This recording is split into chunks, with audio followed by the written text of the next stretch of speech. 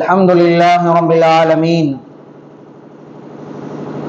والعاقبة للمتقين وعلى آله وأصحابه الطاهرين والمسلمين والمؤمنين كلهم أجمعين. أما بعد، فأعوذ بالله من الشيطان الرجيم.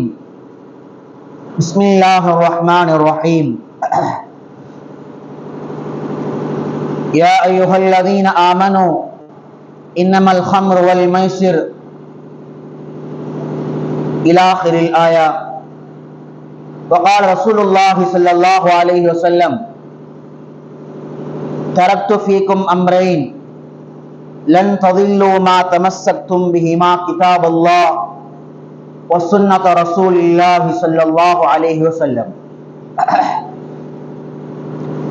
புகழும் புகழ்ச்சிமை வல்லவனாகி அல்லாஹ் குறித்தாகட்டுமாக. எம்பெருமானார் ரசூலுல்லாஹி ஸல்லல்லாஹு அலைஹி வஸல்லம் அவர்களின் மீதும் அவர்களின் வாழ்வை அடிப்படையில்லாது பின்பற்றி வாழ்ந்த உத்தம சத்திய சஹாபாக்கள், தாபிஈன்கள், தபா தாபீன்கள், சுஹதாக்கள், நாதாக்கள், நல்லவர்கள், குறிப்பாக நம் அனைவரின் மீதும் அல்லாஹ்வினுடைய சாந்தியும் சமாதானமும் என்றென்றும் நின்று நிலவட்டுமாக என்று கூறி எனது உரையை ஆரம்பம் செய்கிறேன். அஸ்ஸலாமு அலைக்கும் வரஹ்மத்துல்லாஹி வபரகாத்துஹு. சங்கை கொடுத்தான் அல்லாஹ்வின் அடியார்களே, இஸ்லாமிய சன்மார்க்கம் ஒவ்வொரு காலங்களிலும் அந்தந்த காலங்களில் இஸ்லாத்தை அழிக்க வேண்டும், இஸ்லாமிய மார்க்கத்தை இல்லாமல் ஆக்க வேண்டும் என்பதற்காக வேண்டி ஒவ்வொரு காலகட்டங்களிலேயும் பலவிதமான சூழ்ச்சிகள், பலவிதமான ஏற்பாடுகள் செய்யப்பட்டது. உதாரணமாக ஒரு வரலாறு, ஒரு காலகட்டத்திலே குர்ஆனை ரஷ்யா முழுக்க எரிக்க ஆரம்பித்தார்கள். எந்த அளவுக்கு அப்படின்னா, குர்ஆன் எல்லாவற்றையும் எரித்து விட்டால் இஸ்லாத்தை இல்லாமல் ஆக்கிவிடலாம் என்று நினைத்தார்கள். முடியவில்லை. ஒரு கட்டத்திலே ஸ்பெயினிலே இஸ்லாமிய கலை நூற்கள், பல லட்சம் இஸ்லாமிய புத்தகங்களை எல்லாம் தீயிலிட்டு கொளுத்தினார்கள், நைல் நதியிலே போட்டார்கள். இஸ்லாத்தை அழித்து விடலாம் என்று நினைத்தார்கள். முடியவில்லை. ஒரு காலகட்டத்திலே நபி இல்லாதவனை எல்லாம் நபி என்று சொல்லி, நம்முடைய நபி ஸல்லல்லாஹு அலைஹி வஸல்லம் கடைசி நபி, அவர்களுக்கு பின்னால் எந்த நபியும் கிடையாது. ஆனால் நபி இருப்பதாக சொல்லி பல்வேறுபட்ட அதன் மூலமாக இஸ்லாத்தை குழப்பினார்கள். சங்கை கொடுத்தான் அல்லாஹ்வின் அடியார்களே, வரலாறு நெடுங்க பார்க்கின்ற பொழுது எல்லா காலங்களிலும் இஸ்லாமிய கோட்பாடுகளுக்கு எதிராக எதிரிகள் தனிப்பட்ட சூழ்ச்சிகளை செய்து கொண்டுதான் இருக்கிறார்கள். சங்கை கொடுத்தான் அல்லாஹ்வின் அடியார்களே, அந்த அடிப்படையிலே நம் அண்மை காலமாக ஏறத்தாழ ஒரு 10-20 வருடமாக ஒரு அழகான ஒரு சூழ்ச்சி ஒன்றை, இஸ்லாமியர்கள் அதை உணராதபடி ஒன்று உருவாக்கப்பட்டு இன்று அது தீவிரமான நிலை அடைந்து கொண்டிருக்கிறது. மாநிலம் தழுவி அதை பற்றி தான் எங்கெடுத்தாலும் பேச்சுக்கள் பேசப்படுகிறது. உதாரணமா எப்படின்னா, அவர் இஸ்லாமியா இருப்பார், அவர் முஸ்லீமாக இருப்பாரு, ஆனா முஸ்லீமுடைய கோட்பாடுகள் எதுவும் அவர் இஸ்லாம் மார்க்கத்தில் இருக்காது. ஒரு நாளுடைய வாழ்வில் அவரால் ஒரு ஈமான்தாரியாக வாழ முடியாது. பேர் முஸ்லீமா தான் இருக்கும், நல்ல பேர் வச்சிருப்பார், முஹம்மது வச்சிருப்பாரு, அப்துல் ரஹ்மான் வச்சிருப்பாரு, அப்துல்லான்னு வச்சிருப்பாரு. ஆனா இஸ்லாமிய கோட்பாடுகள் அவருடைய வாழ்க்கை விட்டு தரமட்டமாயிரும். அண்மையில் கண்டுபிடிக்கப்பட்டிருக்கக்கூடிய சூழ்ச்சியின் வகைகள் அப்படிதான் இருக்குது. அதுல ஒரு முக்கியமான சூழ்ச்சி என்ன அப்படின்னா, இந்த சமுதாயத்தை போதைக்கு கீழாக அடிமையாக்குவது. போதையை பயன்படுத்துவதற்கு சமுதாயத்தை அடிமையாக்கிவிட்டால் அவர்களால் இஸ்லாத்தினுடைய எந்த விஷயங்களையும் அவர்களால் பின்பற்ற இயலவே இயலாது. என்ன எந்த அளவுக்கு சொன்னா, நீங்க 1000 பயான்கள் பேசினாலும், நீங்கள் முழு ஹதீஸுடைய புத்தகத்தை படிக்க வைத்தாலும், 1000 பொதுக்கூட்டங்களை நடத்தினாலும், ஒருவனுடைய வாழ்வில் போதை இருக்குமேயானால், அவன் போதைக்கு அடிமையாக இருப்பானேயானால் தனிப்பட்ட வாழ்க்கையும் குடும்ப வாழ்க்கையும் சிறந்து போகி விடுகிறது. அருமையான பெருமக்களே, ஒரு காலகட்டத்தில் போதைன்னு சொன்னதை எதை சொல்லிக்கிட்டு இருந்தோம்னா, ட்ரிங்க் சாப்பிடுறது. ட்ரிங்க் சாப்பிடுறத பாவம் சொல்லிக்கிட்டு இருந்தோம். பெரும்பாவம் தான், மோசமான பாவம், வாழ்வையும் உலகத்தையும் மறுமையும் அழிக்கக்கூடிய பாவம். அருமையான பெருமக்களே, அதை தாண்டி இன்னைக்கு என்ன சூழ்நிலை ஏற்படுதுன்னா, இன்னைக்கு அந்த மது அப்படின்றதை தாண்டி அதை விட 100 மடங்கு கொடிய பாவமாக இருக்கக்கூடிய பல்வேறுபட்ட போதைகளை இஸ்லாமிய மக்களுக்கு மத்தியில் புழக்கத்தில் வந்துவிட்டது. அருமையான பெருமக்களே, இது முதல்ல எங்க ஆரம்பிக்குது அப்படின்னா, ட்ரக்ஸ் அப்படிங்கிற பேர்ல ஆரம்பிக்கிறது இல்ல.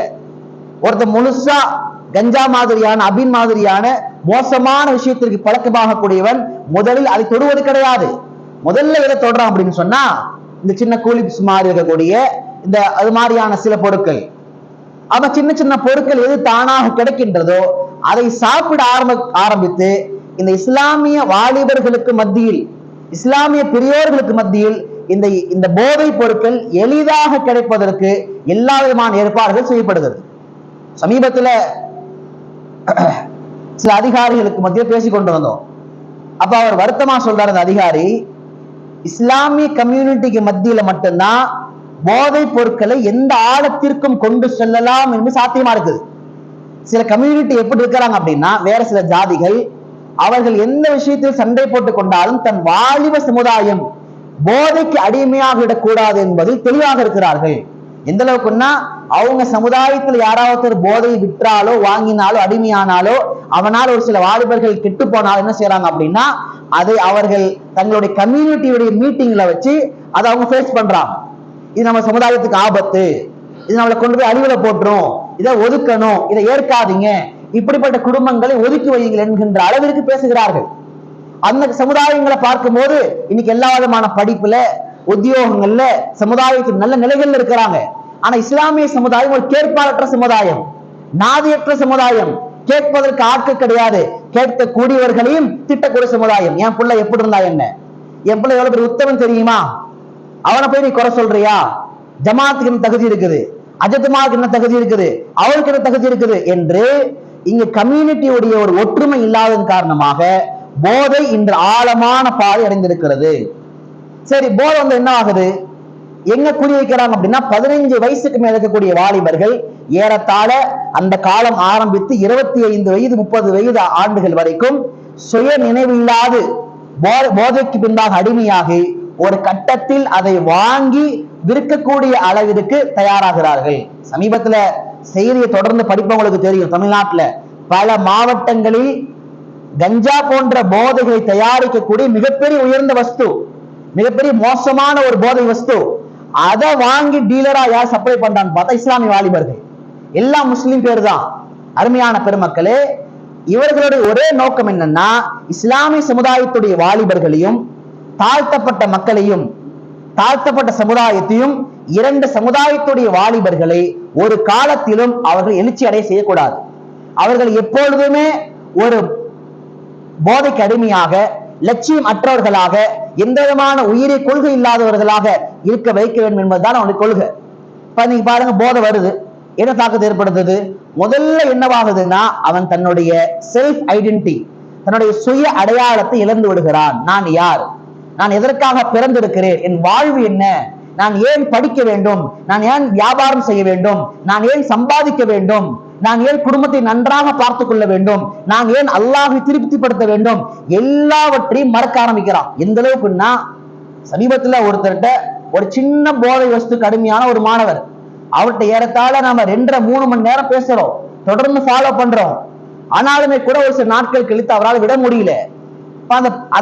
அந்த பையன் சொல்ற, அப்படி ஸ்டூடெண்ட், எதை எவ்வளவுதான் நீங்க இது ஆபத்துகளை சொன்னாலும், அதை மண்டைக்கு விளங்கினாலும் அதை விட்டு நகர்கின்ற அளவிற்கு எங்களால் சாத்தியம் இல்லை. அப்ப என்னவாகுதுன்னா, இன்னைக்கு திட்டமிட்டு நம்முடைய 15 வயது வாலிபர்களுக்கு மேலாக நிறைய நபர்கள் எடுத்து இந்த கொள்கை வந்துட்டு இருக்குது. அல்லாஹ் பாதுகாக்கணும். அப்ப இது பரவலாக இஸ்லாமிய வாலிபர்களை நசுக்குவதற்கும் நாசமாக்குவதற்குமான ஒரு வேலையாக இருக்குது. செல்ஃப் ஐடென்டிட்டி போச்சா. 2வது என்னவாகுதுன்னா, என்ன படிக்கிறான்னு மறந்துடுறான், என்ன வாழ்க்கையில போயிட்டு இருக்க மறந்துடுறான். அத்தாமா யாரும் தெரியல, குடும்பம் யாரும் தெரியல, எதை பற்றியும் நான் எந்த கவலையும் கிடையாது. ரோட்ல சில பிராணிங்க இருக்கும், பிராணிகள் பேர் சொல்லக்கூடாது.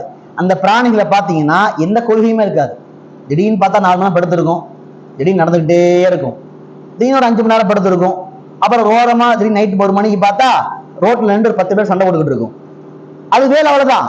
இன்னைக்கு சில பேருடைய வாழ்க்கை எப்படி ஆயிடுச்சுன்னா, தப்பா எடுத்துக்கூடாது, எந்த விதமான வாழ்க்கையுடைய லட்சியங்களும் கிடையாது. ஏன்? போதைக்கு அடிமையாகி கொண்டிருக்கிறார். அந்த போதை பயன்படுத்த என்னவாகுதுன்னா அந்த மூளையினுடைய சிதைவுகள் ஏற்பட்டு எந்த விதமான சிந்தனைகளை யோசிக்க தயாராக இல்லை. அருமையான பெருமக்களே, இரண்டாவதாக ஈமான். போதை எப்ப சாப்பிட ஆரம்பிக்கிறானோ அடுத்து என்ன பண்றான்னு ஆட்டோமேட்டிக்கா அதை வாங்கி விற்கலாம், கைமாத்தி விடலாம், ஓஸ் தரலாம், அதை காசு பார்க்கலாம். இந்த மாதிரியான எல்லா செயல்களும் இஸ்லாத்தினுடைய உச்சகட்டமான பெரும்பாவங்கள்ல ஒன்று. அல்லாஹ் பாதுகாக்கணும். நாம் ஒரு பாவத்தை செய்து அதற்கு தௌபா செய்வதே பெரிய விஷயம். உதாரணமா நாம் ஒரு பாவம் செஞ்சிடறோம், அல்லாஹ்ட்ட கதறி அழுகிறோம், அல்லாஹ் அந்த பாவத்தை எப்ப மன்னிப்பான்னு தெரியாது, மன்னிக்காமலும் போகலாம், இது நம்ம வாழ்க்கையில் உள்ள பாவம். ஆனால் நம்மின் மூலமாக யாரேனும் ஒரு பாவம் செய்தால், அதுவும் போதை மாதிரியான மிகப்பெரும் பாவங்களை நம்மின் காரணமாக செய்யும் பொழுது அல்லாஹ் பாதுகாக்கணும், இதற்கான தௌபா என்பது மிக மிக கடினமான ஒன்று. அதனால என்னவாகுதுன்னா அவருடைய ஈமான் பாதிக்குது, அல்லாஹ்வோட தொடர்பு பாதிக்கிறது. இப்ப எந்த வயசுல உருவாகணுமோ, எந்த வயசுல வாழ்க்கையில் முன்னேற வேண்டுமோ, எந்த வயதில் லட்சங்கள் சம்பாதிக்க வேண்டுமோ அந்த வயதுகளில் கோழைகளாக அவர்கள் மாறிவிடுகிறார்கள். அருமையான பெருமக்களே, இதனால பாதிப்பு அவங்களுக்கு மட்டும் இல்லை, சமுதாயத்துக்கு பாதிப்பு ஏற்படுது. என்னவாகுதுன்னா போதையை பயன்படுத்துற அடுத்த காரியத்துக்கு போறான். பெருமானார் ஸல்லல்லாஹு அலைஹி வஸல்லம் சொன்னார்கள், அல் ஹம்ரு உம்முல் ஹபாய், போதை இருக்கின்றது எல்லா பாவங்களுக்கும் தாய், எல்லா பாவங்களுக்குமான வேர் போதைதான். இந்த ஹதீஸுக்கான அர்த்தம் என்னன்னா, போதை என்ற பாவம் ஒரு வாலிபனிடத்தில், ஒரு ஆணிடத்தில் வந்துவிடுமையானால் அவனுடைய வாழ்வில் எந்த பாவத்தை செய்வதற்கும் எந்த விதமான கூச்சங்கள் வராது, எந்த விதமான பாவத்தை செய்வதற்கும் தயாராகி விடுவார்கள்.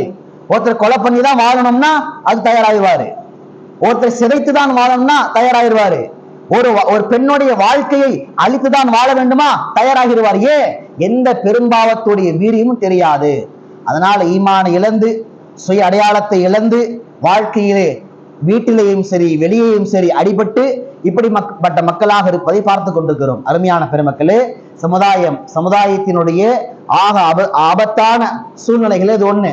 தமிழகம் முழுக்க எல்லா இடங்கள்லயுமே இதை பத்தி இன்னைக்கு பேச ஆரம்பிச்சுட்டாங்க.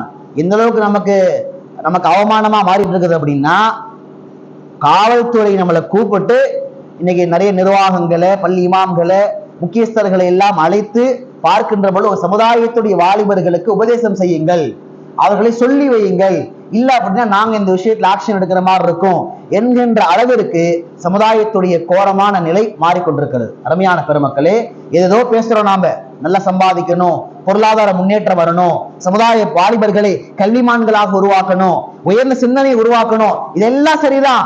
ஆனால் எந்த வாலிபனிடத்தில் போதையினுடைய ஏதேனும் ஒரு சின்ன வஸ்துவுடைய பழக்கம், சாப்பிடக்கூடிய பழக்கம் இருந்தாலும் எழுதி வைத்துக் கொள்ளுங்கள், அவர்களால் வாழ்வில் எந்த ஒரு காரியத்தையும் நிலையாக சாதிக்க முடியாது.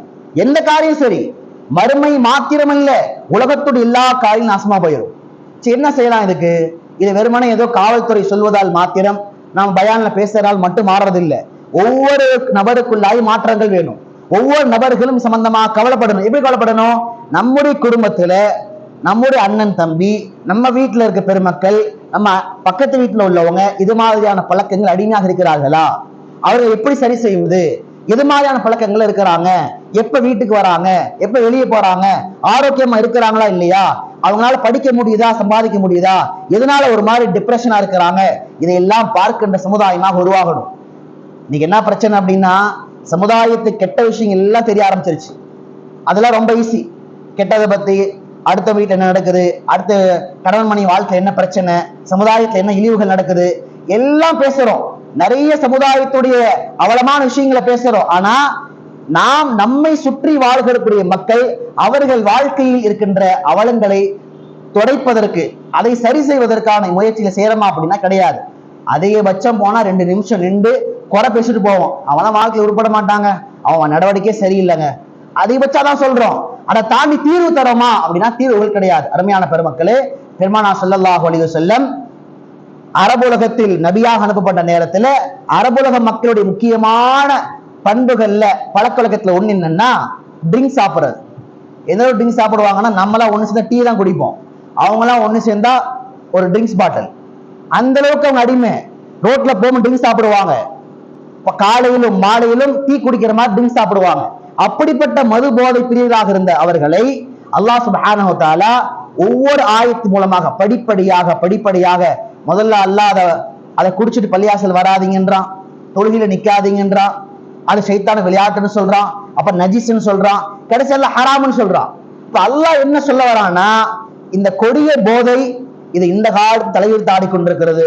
இதை வெறுமனே ஒரு பயானின் மூலமாக, ஒரு ஆக்ஷன், ஒரு அதிரடியா நடவடிக்கை மூலமாக சரி செய்ய முடியாது. தொடர்ந்து இதை பற்றி பேசி இதற்காக கவுன்சிலிங் கொடுக்கப்பட்டு இதற்கான அதிகாரப்பூர்வமான நடவடிக்கைகள் முடிவு செய்யப்பட வேண்டும். அப்பதான் படிப்படியாக இது குறையும், வரக்கூடிய தலைமுறை சமுதாயத்தை பாதுகாக்க முடியும்.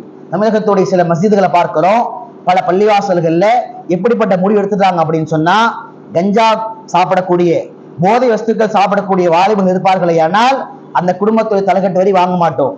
அப்படிப்பட்ட குடும்பத்தார்கள் வீட்டில் எந்த நல்ல காரியத்தை ஜமாத் தலையிடாது. அப்படிப்பட்ட குடும்பத்தில் எந்த விதமான மௌத் ஹயாத்திற்கு ஜமாத் மஹல்லாக்கள் ஒத்துழைக்காது என்ற இந்த அறிவிப்பு பலகையை அதிகாரப்பூர்வமாக மஷூரா செஞ்சு முடிவெடுக்கிறாங்க. அப்படி எடுத்துட்டாங்க அப்படின்னு சொன்னா பயம் வரும். நம்ம குடும்பத்துல ஒருத்தர் இப்படி ஆயிட்டா, கஞ்சா கடுமையாயிட்டா, போதை கடுமையாயிட்டா குடும்பத்து பேரை பாதிச்சிடும் என்ற ஒரு பயம் அவர்களுக்குள்ளாக உருவாகும். அருமையான பெருமக்களே, அதனால ஒவ்வொரு மஹல்லாக்களும் அவர்கள் சக்திக்கு உட்பட்டு எதெல்லாம் செய்ய முடியுமோ அதையெல்லாம் நாம் சொல்லுவாங்க வேண்டும். நம்முடைய வாலிபர்களை, நம்முடைய சமுதாயத்துடைய தலைமுறையை நாம் அழைத்து சென்று காவல்துறை அதிகார இடத்துல அமர வைப்பதோ தண்டிப்பது என்பது அவர்களுக்கு மாத்திரமான ஒரு கேவலமான ஒரு அவலம் அல்ல, அது ஒட்டுமொத்தமான சமுதாயத்தை அவலமாக மாறுகிறது. அதற்கு ஒவ்வொருத்தரும் நாம் பதில் சொல்லியாக வேண்டிய கடமை இருக்கிறது. எனவே இமாம்கள் உட்பட நிர்வாகிகள் ஆரம்பித்து ஒவ்வொரு பெற்றோர்களும், கண்ணியமான அல்லாஹ் நடிகார்களே, நம்முடைய குடும்பங்கள், நம்முடைய குடும்பத்தை சார்ந்த இடங்கள் அது எப்படியாக இருக்கின்றது, வாலிப நிலை என்னவாக இருக்கின்றது என்பதை நாம் ஆராய வேண்டும். அதை நாம் நம்முடைய கண்காணிப்பில் கொண்டு வர வேண்டும். ஒவ்வொரு பெற்றோர்களும் தங்களுடைய வாலிப பிள்ளைகளை சரியான சீர்திருத்தத்தோடு நடப்பதற்காக வேண்டி தம்மால் முடிஞ்ச எல்லா முயற்சியும் மேற்கொள்ள வேண்டும். வல்லரஹ்மான் நம் அனைவருக்கும் இந்த விஷயத்தில் ஒரு விழிப்புணர்வையும் இந்த சரியான வழிகாட்டுதலோடு நம் சமுதாயத்தை நல்ல பாதையில் கொண்டு சேர்க்கக்கூடிய நல் மக்களாக அல்லாஹ் நம்மை உருவாக்குவானாக. வாழும் காலம் எல்லாம் ஈமானோடு வாழ்ந்து மரணிக்கின்ற பொழுது கலிமா லா இலாஹ இல்லல்லாஹ் முஹம்மது ரசூலுல்லாஹி சொல்லி வண்ணமாக அல்லாஹ் மௌத்தை நசீபாக்கி தருவானாக. வாஹிரு தஅவானா அல்ஹம்துலில்லாஹி ரப்பில் ஆலமீன்.